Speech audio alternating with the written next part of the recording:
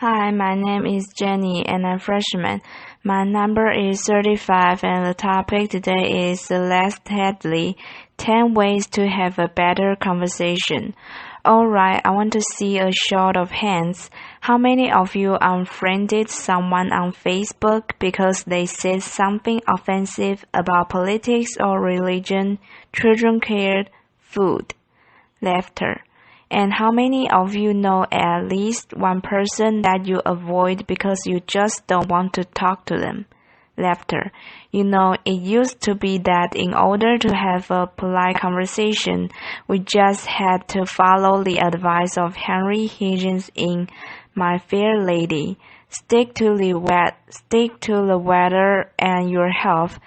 Because these days, with climate change and anti-vaccine, those subjects, laughter, are not safe either.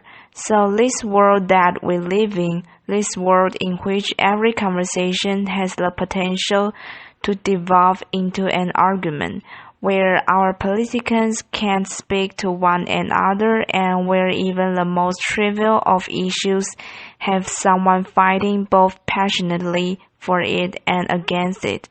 It's not normal. Pew Research did a study of 10,000 American adults and they found that at this moment we are more polarized, we are more divided than we ever have been in history. We are less likely to compromise, which means we are not listening to each other and we make decisions about where to live, who to marry, and even to who our friends are going to be, based on what we already believe. Again, that means we are not listening to each other. A conversation requires a balance between talking and listening, and somewhere along the way, we lost that balance. Now, part of that is due to technology. The smartphones that you all either have in your hands or close enough that you could grab them really quickly. According to the Pew Research, about a third of American teenagers send more than 100 texts a day, and many of them, almost most of them, are more likely to text their friends than they are talk to them face to face. There's this great piece in the Atlantic. It was written by a high school teacher named Paul Brownwell, and he gave his kids a communication project. He wanted to teach them how to speak on a specific subject without using notes. And he said this, I came to realize that conversational competence might be the single most overlooked skill we fail to teach. Kids spend hours each day engaging with ideas and each other through screens, but rarely do they have an opportunity to hone their interpersonal communication skills. It might sound like a funny question, but we have to ask ourselves, is there any 21st century skill more important than being able to sustain coherent, confident conversation?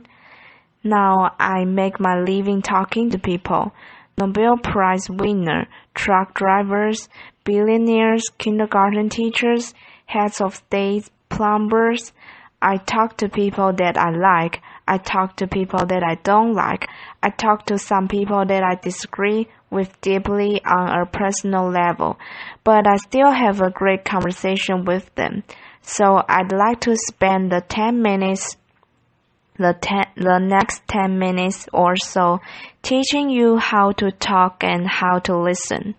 Many of you have already heard a lot of advice on this. Things like look the person in the eye. Think of interesting topics to discuss in advance. Look, nod, and smile to show that you are paying attention. Repeat back what you just heard or summarize it. So I want you to forget all of that. It is crap. Laughter. There is no reason to learn how to show you are paying attention if you are in fact paying attention.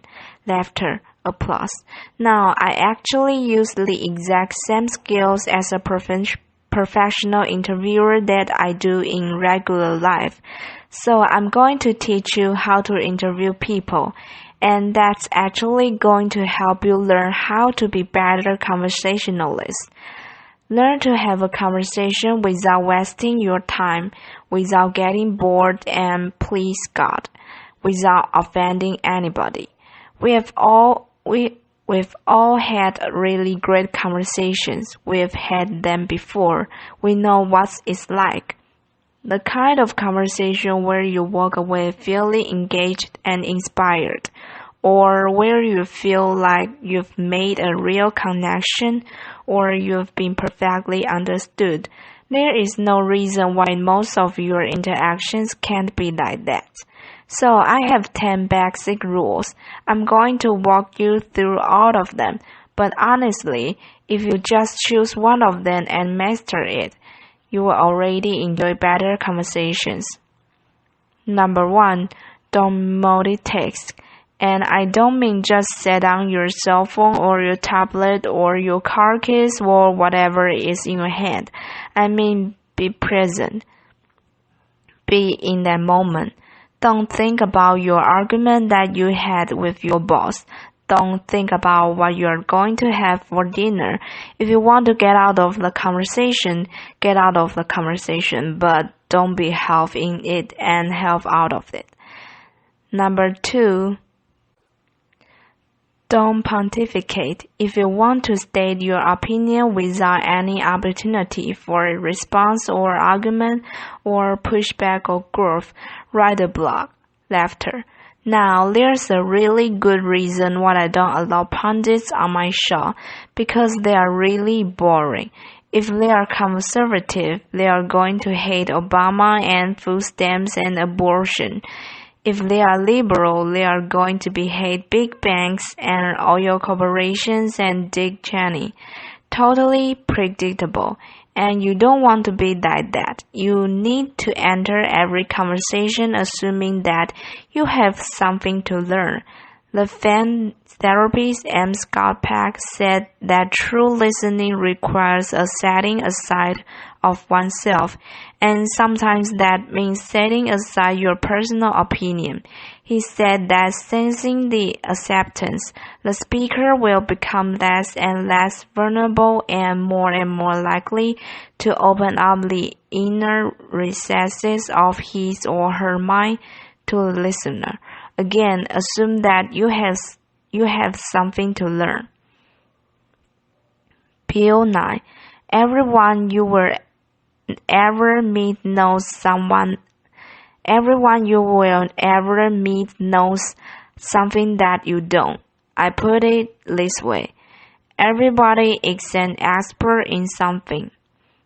Number 3, use open-ended questions. In this case, take a cue for journalists.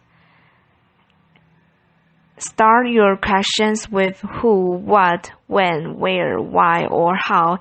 If you put a complicated question, you are going to get a simple answer out. If I ask you, were you terrified?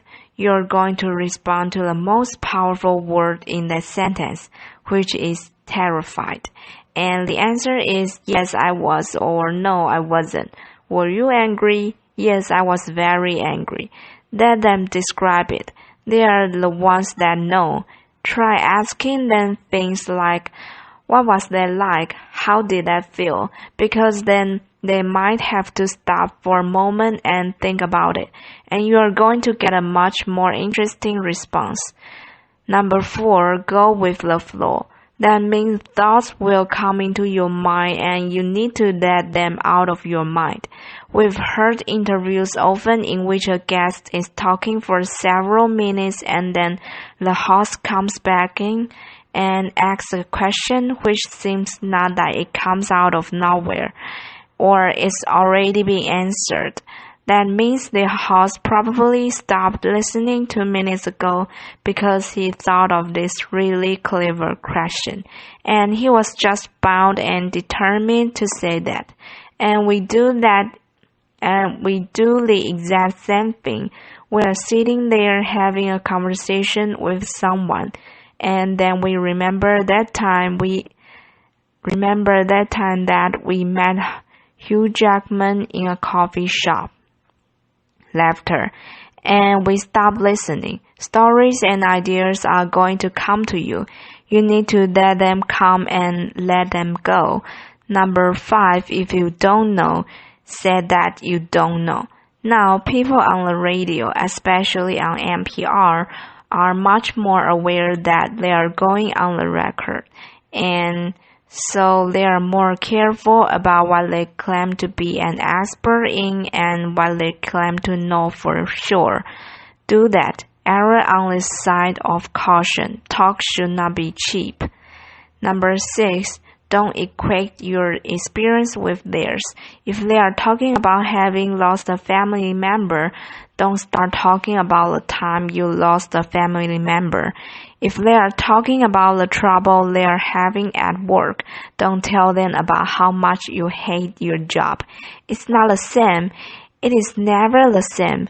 All experiences are individual, and more importantly, it is not about you.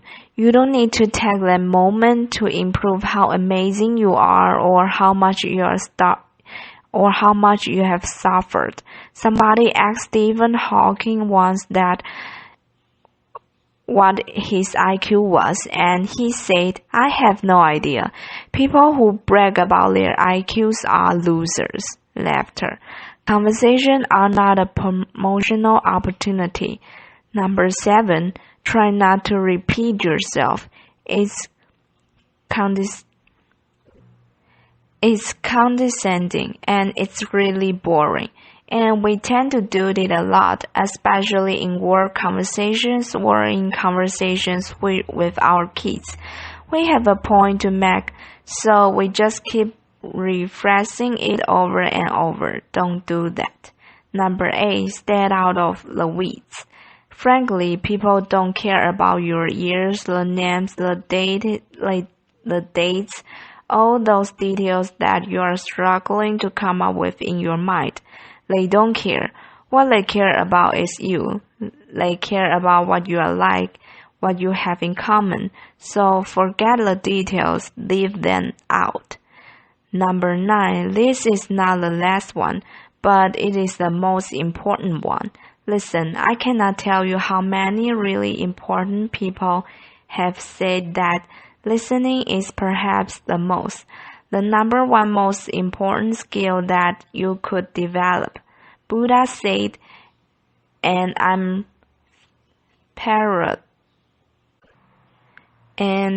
paraphrasing, if your mouth is open, you are not hearing.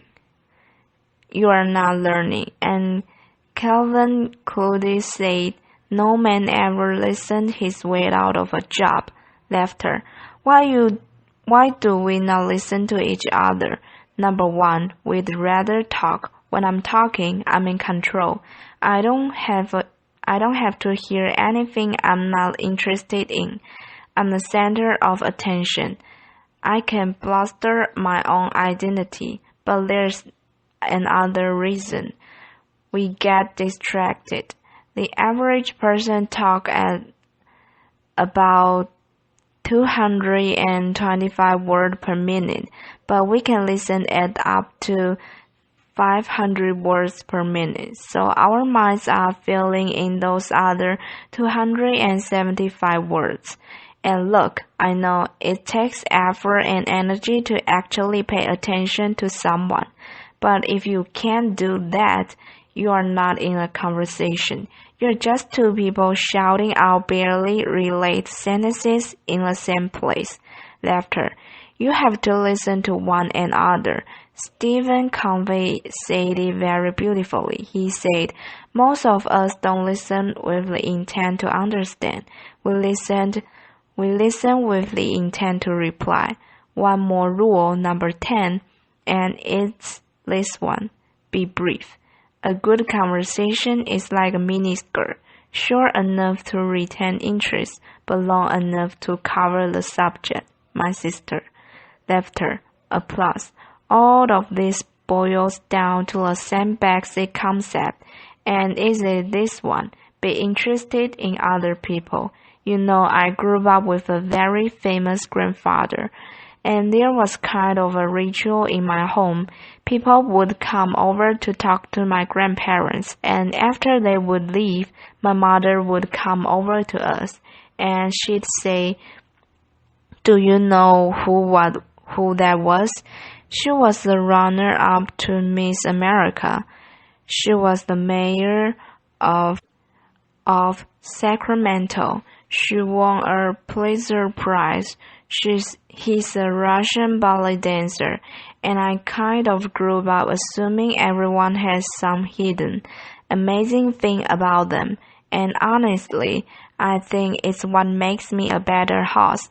I keep my mouth shut as often as I possibly can. I keep my mind open, and I'm always prepared to be amazed, and I'm never disappointed. You do the same thing. Go out, talk to people, listen to people, and most importantly, be prepared to be amazed. Thanks. Applause.